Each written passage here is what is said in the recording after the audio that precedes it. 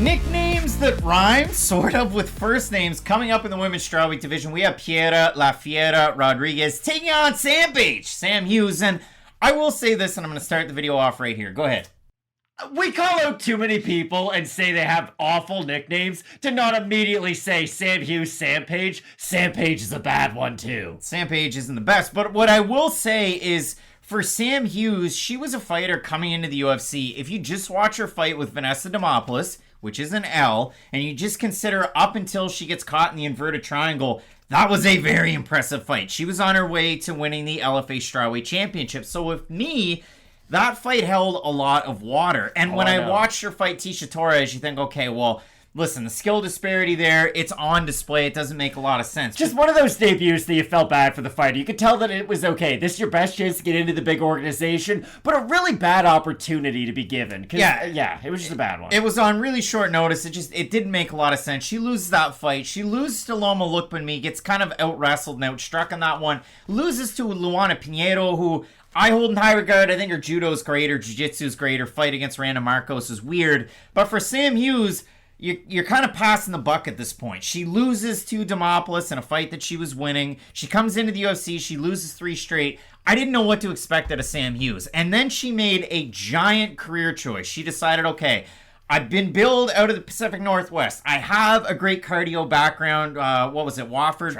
Track and field. She's got that base to her game. She can wrestle a bit. She can strike a bit to get into the clinch to take the fight down to the mat. It's just building on those skills. She completely changed her life, moved it down to Texas, started going to Fortis MMA, and son of a bitch, she's won 2 fights in a row, and she has that Sampage to her game. She looks mean in these fights. She's mixed it up. You consider her first win in the UFC's octagon. She beats Estela Nunes. She loses the first round handily with the striking, and then Nunes starts to just kind of lose a little bit of her oomph. The takedowns come easier to Sam Hughes as the fight goes on. She's able to get it done. But was it a 10-8 first round? Maybe. And then Hughes really does take over. And if you consider last fight against Elise Reed, for Reed, pure kickboxer, small for the division, where is the takedown defense going to come into play? Sam Hughes is able to take over in that fight. And the thing that I love most about that fight, she's able to finish it late in the 3rd round and continue to have that kind of aggressiveness to her style. So the last 2 fights, Saif Saud's going to yell at you right in your ear until you're just completely deaf. For Sam Hughes, it seems to work, and in those last 2 fights, we've kind of seen that fighter again. I would agree, but this is the thing about Sam Hughes. I still think she fights the exact same manner she's always fought. I just think she's better at getting the fight to where she can have more success. Because for Hughes, she's always had that really good cardio. I just don't think she ever had a way to weaponize the cardio up until recently. Because now she can just walk forward with a lot of pressure, make you feel her presence in the cage, threaten with the wrestling, threaten with some of the striking, and that can wear down on her opponent as the fight does go on, and that's what we've been able to see in her last 2. I just don't know if that's a sustainable style once she does start to fight some of the better fighters in this division again. Let's say she does go up and fight a Loma Lookmanme again, and I know Loma had some scary positions in her last fight, but she was still able to get the win. I don't think the style of Sam Hughes is now all of a sudden going to overcome some of the challenges that she wasn't able to overcome before. I still think she's trying to get the fight into the same areas she's always been trying to get the fight into. I just think that her technique has been somewhat refined, and it has allowed her to then become the better wrestler. It's just, with Hughes, she's gonna have to add some kind of a wrinkle to her game on the feet. It's not that her wrestling and her cardio hasn't improved and that it's not good enough to get her wins. It's just a lot of these fighters don't overly respect her striking. Look at someone like Estela Nunes, who, I don't really think Nunes is going to be around in the UFC for years and years and years and go on and have, a multi-fight win streak. You get the idea. If Estela Nunes is really giving you trouble on the feet to where, like you had said, it's a borderline 10-8, then I do worry about you once you start to fight some of the better strikers in this division. Well, and the reason we start the video off with Sam Hughes to begin with is the fact that, again, she can weaponize her cardio, and for Piera Rodriguez, you look at her last 2 fights, Dana White's Contender Series, she picks up a giant win over Valeska Machado, whose nickname is Tina Black. She wins that fight by decision, kind of loses the first round, rallies back round 2, round 3, and in her last fight against Kay Hansen, loses the first round, rallies back round 2, round 3. Can she have that rally, or will it be a big storm in the first round? Because if you know anything about Piera Rodriguez, even getting ready for her last fight, she trains with great fighters at a Black House MMA. You have seen fighters like Sabina Mazow on her Instagram. You've also seen Tabitha Ricci, somebody who can really get it done at the all 3 levels, really, in the MMA octagon.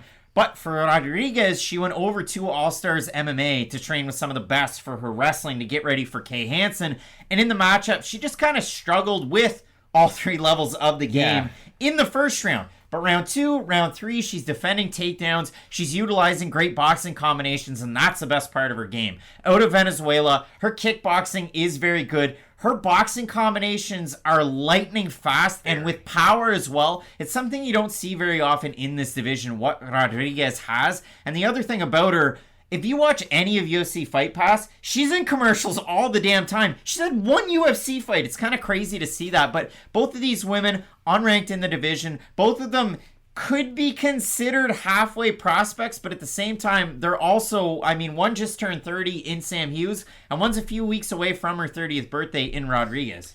I think Rodriguez is going to watch a lot of that Tisha Torres fight and think to herself, I can kind of blitz her like Tisha Torres was able to. Now, Torres does, of course, have very high-level grappling and wrestling to go along with that, and she's one of the best fighters in this division. Like, it's just a really hard UFC debut for anybody to have. But if you look at the success that Torres was able to have in that fight, it was get on the inside of Sam Hughes' range and just make her feel your power. And Tisha Torres is not some stopper on the feet by any means. She's not a knockout artist. She's not a submission artist. Like, Tisha Torres is known for just going to decision. And I really do think that if Rodriguez can at least get Sam Hughes the respect enough on the feet in that first round, I think it's going to make the fight a lot easier for her, because I think that might prevent Hughes from being that aggressive version of herself who really makes her opponents feel her pace as that fight goes on, because it's almost like a mind trick that you play on yourself. If you're throwing a lot at your opponent and they're just always in front of you and they never leave, you're going to start to feel that fatigue mentally and physically as that fight continues. I just think Rodriguez is the type of fighter who's going to be able to damage her enough in that first round to then make Sam Hughes.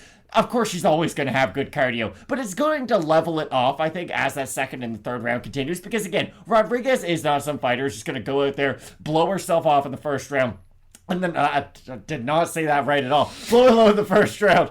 And then, not have anything left to give in the second and third round, like Sam Hughes' last couple opponents have been, because that's sort of the archetype that they've been cut out of. I just think Rodriguez is that much more dangerous on the feet, and Hughes is still yet to show that evolution in her game. I gotta be honest, I don't know if blow herself off or blow her load. I don't know which one's better or worse, but when you do look at it for Rodriguez, you face an opponent who will switch levels. She will bring her hands down quite a lot, and it takes a second to bring them back up. And she can struggle with the striking defense in those positions, something that Hughes could take over with. And for Rodriguez, I don't know, she had that anger when she was fighting for the strawweight title over with LFA. She was able to get it done. Sam Hughes, victory jaws the defeat, wasn't able to make it work. But for Rodriguez, walked out to Slipknot back then. Her walkout song on her UFC debut was Legend by The Score. That's the weakest fucking song I've ever heard, and I hate it so much. I hate that song.